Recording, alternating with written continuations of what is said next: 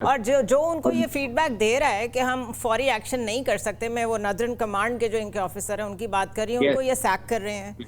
तो इट उसको मीन्स भी के चेक करके मल्टीपल लेवल्स पे इनकी रेडीनेस पे भी क्वेश्चन खड़ा हो रहा है, मिलिट्री प्रिपेयर्डनेस पे भी क्वेश्चन खड़ा हो रहा है, फिर पॉलिटिकल जो इन्होंने ये फॉल्स फ्लैग इसको यूज़ करने की कोशिश की है। मतलब आई एम सरप्राइज्ड कि मोदी साहब जो हैं इधर अटैक हुआ और उधर वो जलसे में खड़े खिताब कर रहे हैं बिहार में।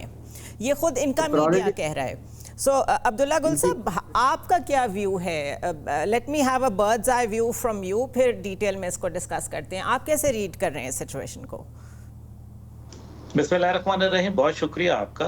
देखें, मैं रीड कर रहा हूँ, ने एक ड्रामा तो किया है इसमें, तो अब there is no doubt about it, everybody knows, and that's why the western support which was supposed to be rendered to them, वो हम नहीं देख रहे।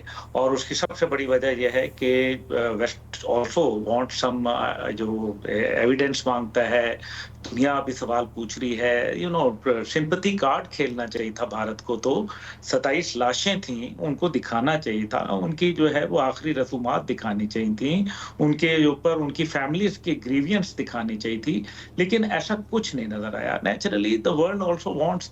और फिर जब 100 के करीब डिप्लोमेट्स जो है नरेंद्र मोदी ने मिला, तो उन्होंने जो है वो उनको हाइटी तो कराई, लेकिन वो चाहते थे कि कोई एविडेंस नजर आए, कोई उनको सबूत और शवाहिद दिए जाए इस सिलसिले में। And Pakistan has neutralised when Pakistan से इसके लिए हम जो है ज्वाइंट इंक्वायरी के लिए तैयार हैं, इंडिपेंडेंट इंक्वायरी के लिए तैयार हैं, हर फोरम के ऊपर जाने के लिए तैयार हैं। और मेरा ख्याल है कि ये बहुत बड़ी बात थी। और नेचुरली एक न्यूक्लियर फ्लैश पॉइंट तो नहीं बना सकती ना दुनिया। तो जिस तरीके से आपने देखा कि इंटरनेशनल मीडिया, स्पेसिफिकली जो न्यूयॉर्क टाइम और वॉशिंगटन पोस्ट हैं, उन्होंने जिस तरीके से आड़े हाथों लिया भारत को और भारत के इस सारे मामला को, और खास तौर पे न्यूयॉर्क टाइम ने तो जो 3 दिन में दूसरा आर्टिकल लिखा, उसके अंदर तो बड़ा वाज़ेह उन्होंने कहा कि कश्मीर के अंदर कश्मीरियों को साथ जुल्म हो रहा है, उनका जेनोसाइड किया जा रहा है, और भारत जो है वो ये फॉल्स फ्लैग सारा काम कर रहा है।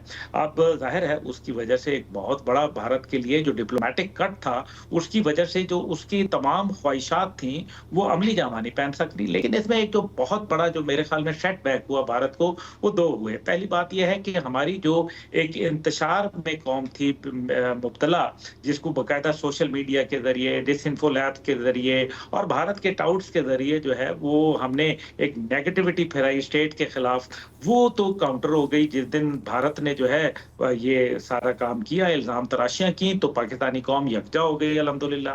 दूसरी जानिब जो उसके मेरे ख्याल में गलती हुई वो ये कि पहलगाम के मामले के ऊपर वहां की फौज के ऊपर इल्जाम आना शुरू हो गया, और ये बहुत बड़ा उनके ऊपर एलिगेशन था, उनकी प्रोफेशनलिज्म के ऊपर, उनकी जो एक इंटेग्रिटी के ऊपर। नेचुरली उसकी वजह से एक फौज के अंदर रिवोल्ट देखने में आ रहा है, और वो सबसे बड़ा ये है कि जनरल सुशिंद्रा कुमार जो हैं, जो 16 कोर कमांडर कर रहे थे, उन्होंने कहा कि पहलगाम के अंदर जो है वो भारत खुद इन्वॉल्व है, Pakistan has got nothing to do. And secondly उन्होंने जो बात की वो बड़ी इंपॉर्टेंट थी, और वो ये थी कि हम प्रोफेशनली इस टाइम पे तैयार नहीं है, because we are trained for counter insurgency, और सेकेंडली हम अर्बन वॉरफेयर के लिए जो है वो ट्रेंड है। तो we are not ready to fight a full